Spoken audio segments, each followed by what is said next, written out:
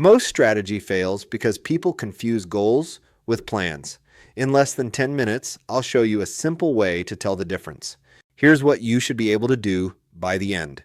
You'll be able to define strategy clearly. You'll also be able to separate strategy from goals and plans, which is where most confusion happens. Finally, you'll learn how to apply a simple 3-question test to evaluate strategy statements. When someone says an organization lacks a strategy, they are not usually saying people are lazy or unintelligent. They're saying something more specific. The organization is active, but the actions don't add up. People are doing many things that seem reasonable, but collectively, they don't create a clear direction, which is the first symptom. If you ask 5 people what the organization is trying to win at, you get 5 answers. Second, lack of consistency. Priorities change every quarter. Today it's growth, tomorrow it's cost cutting, next week it's innovation. Third, teams make decisions that conflict because they're optimizing locally, not collectively.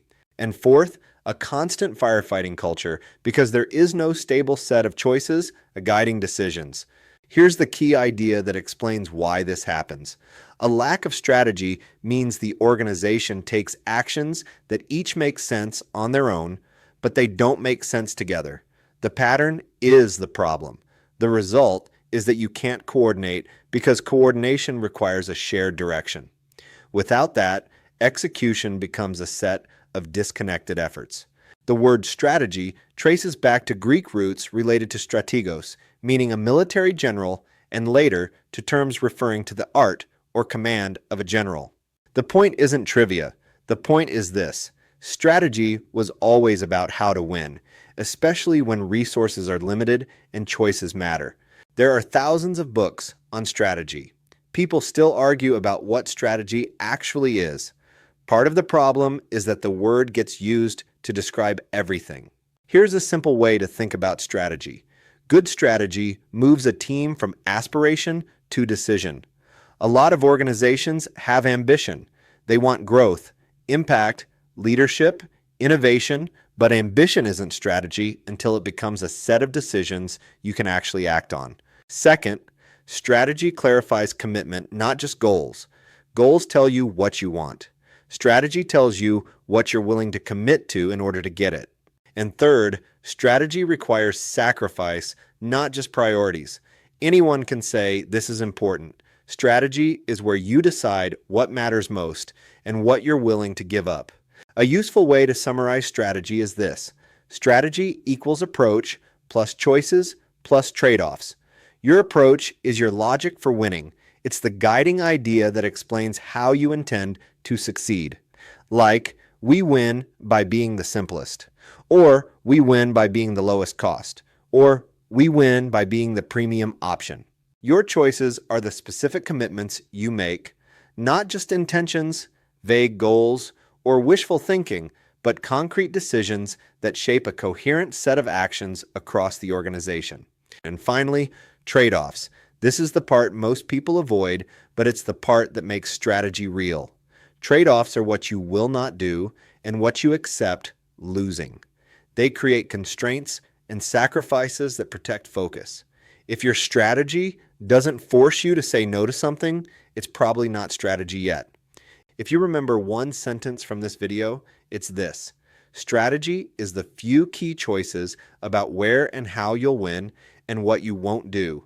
That guide everything else. Now that we've defined strategy as approach plus choices plus trade-offs, I want to add 2 principles that make strategy feel much more practical. First, strategy should be minimal with maximal effect. What that means is strategy is not a massive document. It's not a long list of goals, and it's definitely not everything we want to do this year. A good strategy is the smallest set of choices that creates the biggest impact, because those choices guide all the other choices.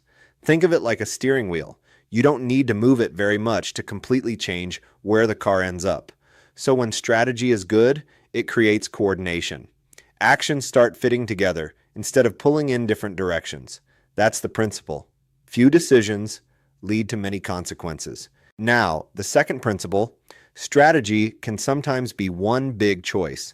And this is the part that really separates strategy from planning. One strategic commitment can force a whole pattern of decisions across the organization almost automatically. Here's a simple example: low cost.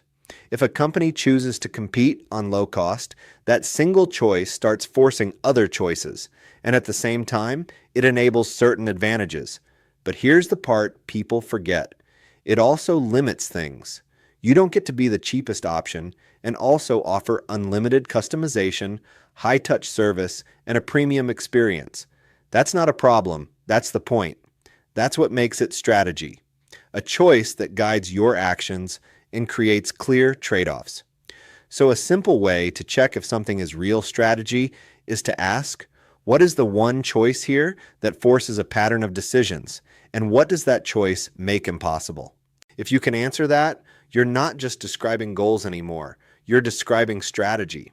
Before we go further, we need to clean up 4 words people mix up constantly: goal, strategy, plan, and tactics. A goal is the outcome you want, like grow 20%. A strategy is how you're going to win. It's the core choice that creates direction, like we're going to win on low cost. A plan is the road map. It's what you're doing and when you're doing it. For example, we're expanding capacity over the next 6 months. And tactics are the specific moves: promotions, campaigns, process changes, discounts, partnerships. Here's the simplest way to remember it: goals are the destination. Strategy is the route. The plan is the schedule. Tactics are the turns you take along the way. Now that we know what strategy is, what it involves, and what it is not, here's the simplest tool in this whole video. If you want to know whether something is actually a strategy, use this 3-question test. Question 1, where will we win? Meaning, what's the playing field? What customers, what category, what arena are we choosing? Question 2, how will we win? What's the advantage, the approach, the reason we'll succeed instead of just compete? Is it cost, differentiation, speed, brand, network effects, service, or something else? And question 3 is the one most people dodge. What are we not doing? What are we saying no to? What are we willing to give up? Because here's the truth: if you can't say what you're not doing, you don't have focus. And without focus, actions won't fit together. You don't have a strategy. You have hope. So the rule is simple: if it doesn't answer all 3, it's not strategy yet. It may be a vision, a goal, or a plan, but it's not strategy. Let's wrap up. Strategy is the few key choices that guide everything else, and it's what makes actions fit together across teams and over time. It's not just goals, and it's not a plan. Strategy is how you intend to win and, critically, what you're not doing. If you want a quick check, use the 3 questions. Where will we win? How will we win? And what are we not doing? If it doesn't answer all 3, it's not strategy yet. If you want, drop a 1-sentence strategy in the comments, and I'll tell you if it passes the test. Thanks for joining me for this overview of strategy. If this was useful, please like the video, subscribe to the channel, and share it with someone who's working on strategy right now. And if you want, comment your 1-sentence strategy below, and I'll tell you if it passes the test. See you next time.